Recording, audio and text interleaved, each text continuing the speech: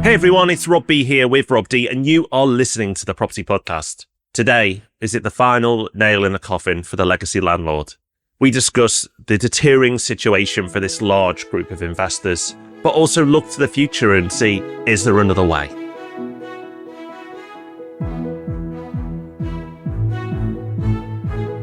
Welcome to the Property Podcast. In case you don't know, we run a company that buys more than £100 million worth of property every year for our clients. You can find out about that at propertyhub.net/invest. And something that we've noticed from talking to these clients and hearing from you, listeners to this podcast, is that the world of property investment has completely transformed. Because it's happened gradually over the years, we almost hadn't realised just how stark it has become. But today, that's what we're going to be exploring. And even if this is something that you think that you're well aware of, that you're completely all over, there are some stats in this episode that shocked us and will probably shock you as well. It's time for our news story of the week now, and we've been digging in to all our favourite publications. And this week, we're bringing you a story from the Mortgage Finance Gazette. Yes, I know you're regular readers, but just in case you've missed this story, there's a really interesting report that says house building is not economically viable in half of England, warns Zoopla. And Rob, the title is quite self-explanatory, but what's really interesting to me is most people aren't aware of this. This is something that internally we've discussed many times, people in the industry discuss, but it's not really recognised elsewhere. And that is that even if you were given the land for free in many places, you still wouldn't make a profit if you built property there and then sold it, because the price of that property just isn't enough to justify the build and cover its costs. It's pretty crazy, and this has got worse over recent years. So it says since 2022, the cost of actually delivering a new home has gone up by 17%, while sale prices have only gone up by 1%. So why has it got worse? Well, obviously, the cost of building materials has gone up. The cost of labour in this sector has gone up as well. But you've got higher borrowing costs, you've got more regulations, and for taller buildings and city centres, you've also got the building safety issues, which we've talked about recently on the show, which is extending timelines, which has a cost, and the cost of compliance and preparing submissions for that, increasing costs as well. So you can see how it's happened. What I'm not sure, Rob, is what you do about it, because it is a major problem. The government wants 1.5 million houses to be built, but if it's not profitable to build them, it won't happen. No, it won't happen. And it's something we've been observing for a while, particularly in places like the northeast of England. Sunderland's a great example of this. There's not been much built there for a long time now for this very reason. And potential solutions aren't that appealing. Like, you could subsidise builders to develop in areas you want them to build in. Builders will build wherever if they can make a profit. So maybe the government could give them money to build in those areas if it is so keen for property to be built there. I don't think that'll be very popular, and I don't think it will happen, but that's one solution. And the other solution is just to wait. Because what will happen over time, if people want to carry on living in that area and the population increases, then the demand for property will naturally put prices upwards. And then it may become feasible for property to be built in those areas. Again, not a great solution, just sit and wait. But it's a really interesting dynamic that's not really been reported on. But to challenge one of my own solutions, which is just sit and wait, one of the big problems that you have is that these areas aren't necessarily growing in population because there's not enough investment, there's not enough infrastructure in those areas. And then you'll find people moving from places like Sunderland to Manchester. We've seen that a lot. We've seen a lot of people relocate in Manchester. We hire there on a regular basis, so we know. And Leeds as well, Birmingham, London. So these big cities are absorbing young talent. And that means these other areas, their population growth isn't that strong. So while the UK population is growing as a whole, it isn't distributed evenly. And that doesn't help these areas either. So I don't know how this will ever be fixed. I've attempted at two very weak solutions to the problem. I don't think either of them are practically feasible. But it's a dynamic that's going to be in play for a long time, and it is interesting, so I'm glad we've covered it. Barely a week goes by at the moment without hearing about all the landlords who are leaving the market in droves. We all know about the tax changes, we all know what's happened with interest rates, and now there are even rumours of even more taxes being lumped upon landlords. But what doesn't get talked about enough is that there are now two completely different games being played, with two totally different sets of rules. Over the last 10 years, a whole new breed of landlord has emerged who are thinking about things and doing things and going about it in a completely different way. But we still have what we've started calling, Rob, legacy landlords. And today we're going to talk about just how big and how significant that difference is. And if you still have legacy properties that are causing you issues, what to do about it. But surely this only impacts a small amount of people, right? People have been listening to the podcast. They use limited companies. Well, no. The legacy landlord is the dominant landlord. There are 2.8 million unincorporated landlords. That basically means landlords who have not invested via a limited company. And that is the majority of landlords. In fact, limited companies only make up 13% of the private rented homes. So yes, you've heard Rob and I talk about limited companies for years. And yes, you've heard tax advisors say invest through a limited company. And yes, as we'll get to, that is the absolute way to go moving forward. But the reason why the sector feels so beaten down is this legacy landlord. And the legacy landlords quite rightly can feel sorry for themselves. And then you've got investors like Rob and I, and I'm sure many people listening who have got a bit of a legacy in their portfolio because they've been investing for a long time.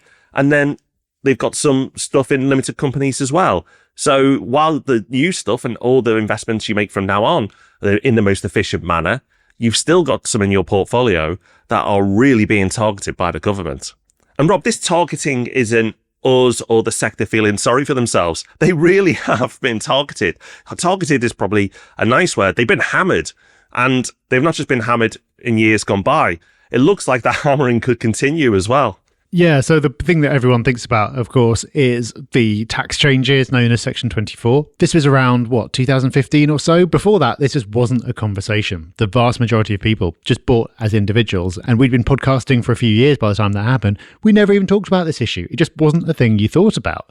But suddenly, for higher rate taxpayers in particular, the impact was massive. You'd suddenly have properties where you were being taxed more money than you were actually making because you're paying your tax based on this phantom profit that didn't exist because you're not allowed to deduct your mortgage expenses in full. That was a huge deal. Something else we've seen over the last decade is the relentless march of yet more legislation. Much of it, if I'm honest, seems like just kind of annoying paperwork and doesn't make much difference.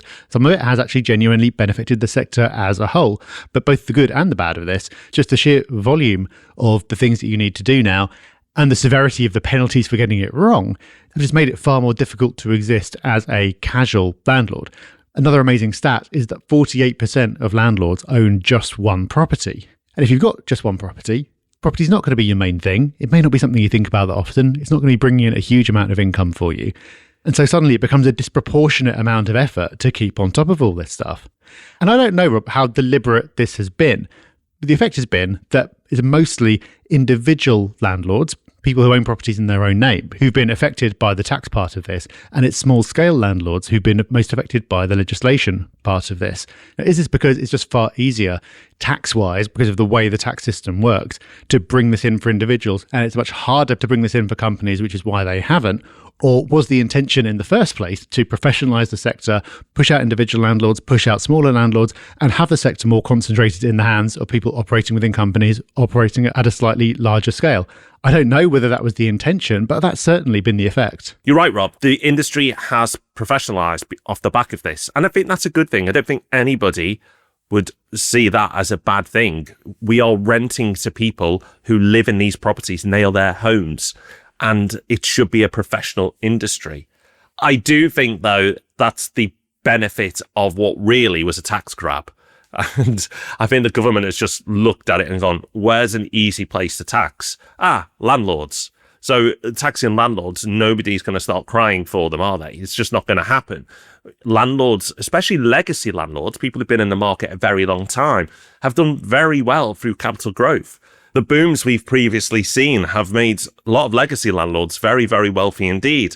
So them now being taxed, there's not going to be many people marching on Downing Street to fight for them. It's not going to happen. One of the consequences of this tax grab, I think, is a very, very good thing. Now, if you didn't listen to the Property Podcast, and you didn't watch our YouTube channel, and you didn't consume all the other stuff that we put out, like Property Pulse, you would be forgiven for thinking that property investment is dead. It is dead for the legacy landlord. You don't carry on investing that way. It makes no sense for the vast, vast majority of people. But there is an efficient way to invest. But the media does not talk about that. They focus on the industry as a whole because the majority of the people in this industry are legacy landlords, as we pointed out already. But the modern strategy, the modern way of investing is very effective. And it's important to fully understand this. You might be doing it already, but do you understand it? So we're going to go through that now. But the modern strategy through limited companies, for the majority of people, is the only way to go. It is, and the majority of people are doing it. So the most recent stat that I found is that 74% of new rental properties are bought within a limited company. You see different figures from different lenders depending on who's done the research, but it always seems to be around the 70-75% mark. So the vast majority of people have been pushed in that direction. Despite everything that we've talked about across the various channels that you mentioned, Rob, some people are still not fully aware of this issue. We had someone write into our Sunday Times column just recently saying, I just bought property in my own name a few months ago, and now I've realised that I shouldn't have done that. And that wasn't just one, we get a lot like that. So some people are still not aware. And no, of course, it's not the right thing for absolutely everyone. It's very dependent on personal circumstances. You should always take advice. And there are some people who shouldn't be doing it this way. But for the most part, it is just a better way. You get the full benefit of mortgage interest relief, which everyone used to get, but now it's only limited companies.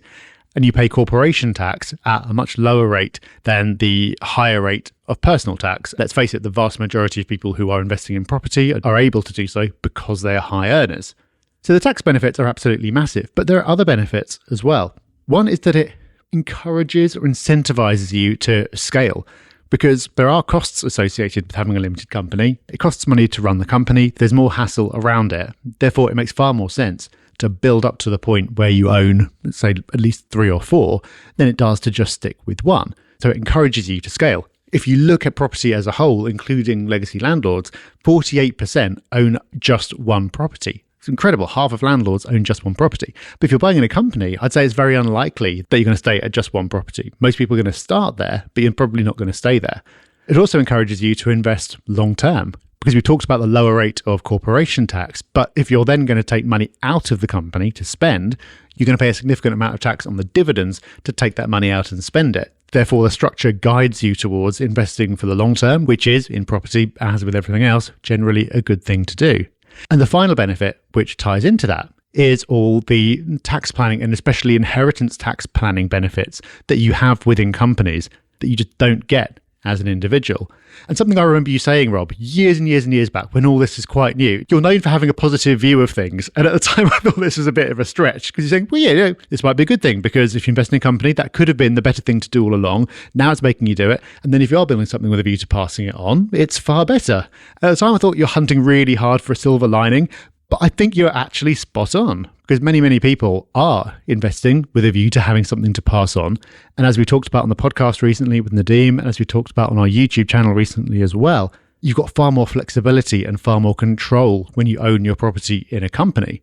So while we have been pushed or maybe dragged kicking and screaming down this route, it actually enforces or encourages a whole method, a whole style, a whole worldview of investing that will lead to better results than if you just bought one property for a bit of rental income. Rob, I have a terrible memory, so I really do appreciate it when you bring up the past where I've been correct. And if you can be very polite and not bring out all the times I've been wrong, then our friendship is in a very strong place.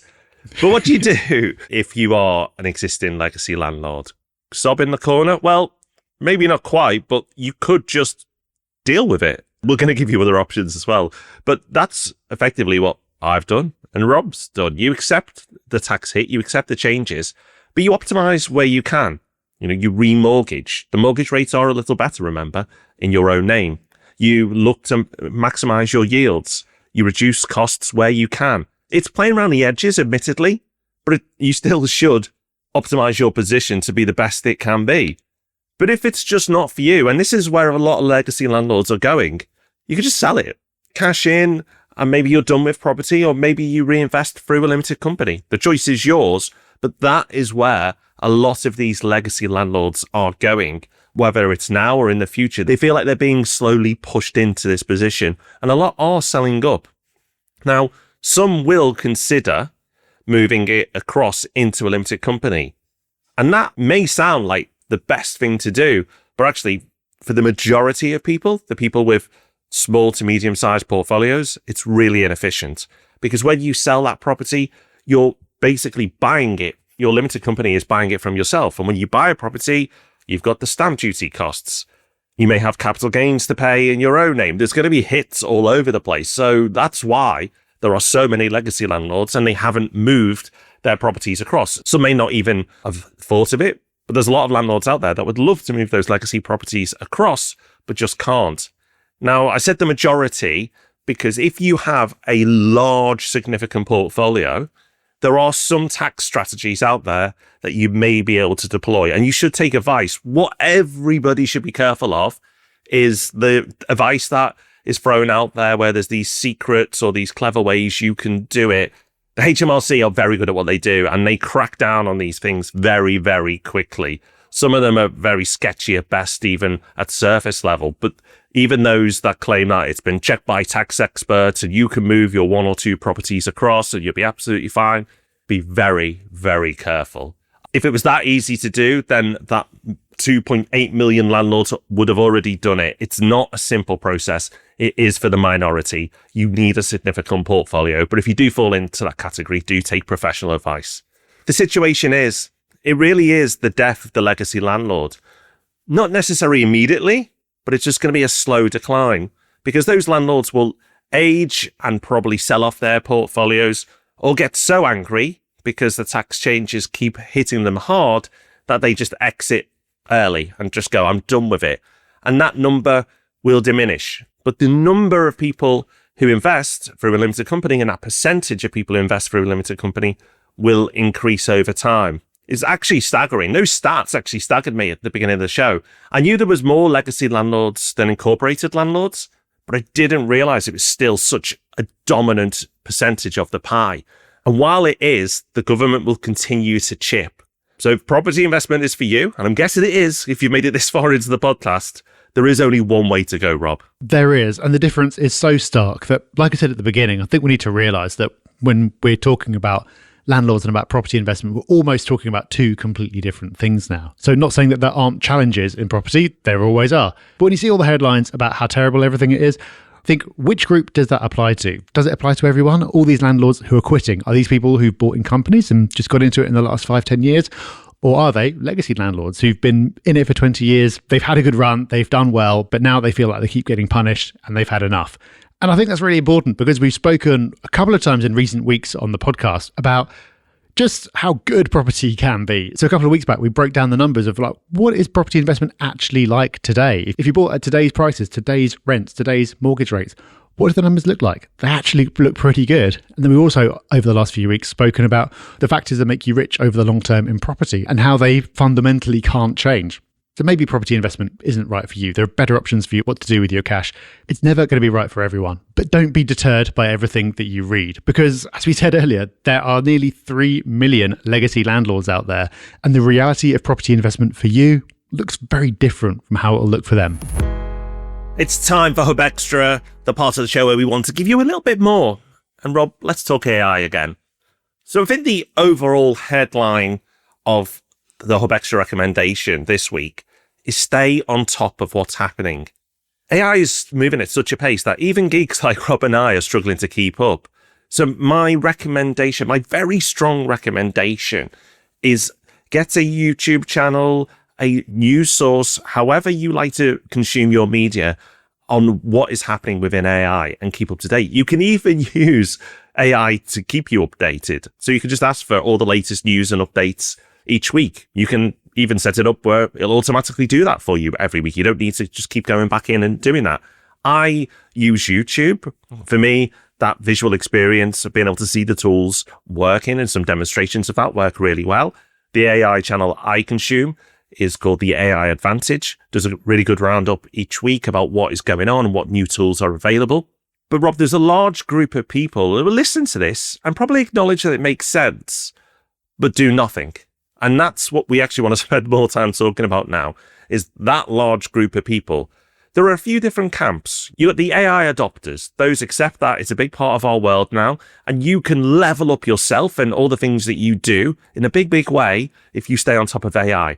And then you've got the haters, those who hate it, want to push back and say, no, I don't like AI. I understand some of the reasons for that too. But there's a larger camp, and this is the camp actually that we find most worrying. That just seem to be blasé about AI, just accepting that it's there, but not really using it than the occasional ChatGPT search, just as an alternative to Google because it's a bit better, and just letting the world advance without really truly understanding what is going on here. I do find it mystifying, that third group, the indifferent group, because I think you could definitely say there's a lot of hype. There are certain technologies that get overhyped. I think the strongest claims about everything about how it's going to replace all jobs and blah, blah, blah are going to be overdone. But just at a personal level, forgetting all the like broader society, is it good or bad for humanity type stuff, being indifferent to it at a personal level, I just find so weird, because in my work life and in my personal life, I must have like 20 different uses every week where it saves me time, or it allows me to get a better result than I would have done, or it helps me make better decisions, or it makes me smarter.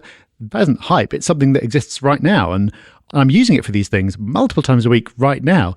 I've even been talking to people about it in job interviews recently, and I asked them, like, how do you make use of AI? And they're like, oh, well, I suppose I don't really. I use ChatGPT occasionally. It's just so weird to me, Rob. It's like someone who knows that cars exist, but they just like walking everywhere going, oh, yeah, I suppose I could get there a bit faster. It's like, what? It just makes no sense. yeah, it's a good analogy, Rob. It's real, but you know what? That's why we're talking about it, because the majority of people fall into that camp. It may be weird to you, but actually it's normal to them, because the majority of people around them are acting the same way as they are, which is indifference, like touching on it a little bit, awareness that it exists, but not that utilization. It is so much than just an upgraded Google, so much more. And by investing some time into it, you can become a far superior property investor, a far superior business person, worker, whatever you want to do. And it's not getting your emails written for you. It's so much more than that. You could suddenly be the most impressive person in your organization if you fully adopt and fully embrace it. Imagine you start bringing things forward in your company. You may have some people who are scared by that, but listen, if you're in a company that's scared by AI, be scared of the company, because there are other companies that are going full throttle on this. We are one of them. And if you're in a company that is pushing against it or is indifferent to it, I'd be worried. I'd be seriously worried, because they are going to get left behind. And the thing is, you'd be really surprised, but it's the same with companies, businesses, as there is individuals. There are some that are against it. There are some that are very much for it and being really adventurous with what they're doing. And then there's a large group that are telling their team to use it for emails. And that's about it. So it's not just individuals, it's businesses that are playing that game as well. So be that business and be that individual to enhance things in your own life that embraces it, uses it for what it's best for, doesn't push back or doesn't ignore it, and takes advantage of it. It's such an incredible opportunity right now. Being an early adopter will put you so much further ahead in many areas of life. And it is happening, people. Whether you like it or not, this is happening. So this is not Rob and I being a bit mean about AI. It's happening if you like it or not. It's like that wealth divide we've talked about. It's happening. And you can do something about it, or you can be punished by it. And in a way, it's the same for AI. You could do something about it and take full advantage of it, or you could be punished by it because you don't know what's happening. And in a few years' time, you realize you've been left behind. Don't be that person. This is your wake-up call. Well, I feel like we've covered some big topics today. Happy with this episode. I feel like we've done enough. Let's end it here. But of course, our newsletter goes out on a Friday morning. If you haven't subscribed yet, you can do that for free at propertyhub.net/pulse. And then we'll see you back on this feed on Tuesday for Ask Rob and Rob, and on Thursday, of course, for the main event, the Property Podcast. We'll see you then. Bye-bye. Bye-bye.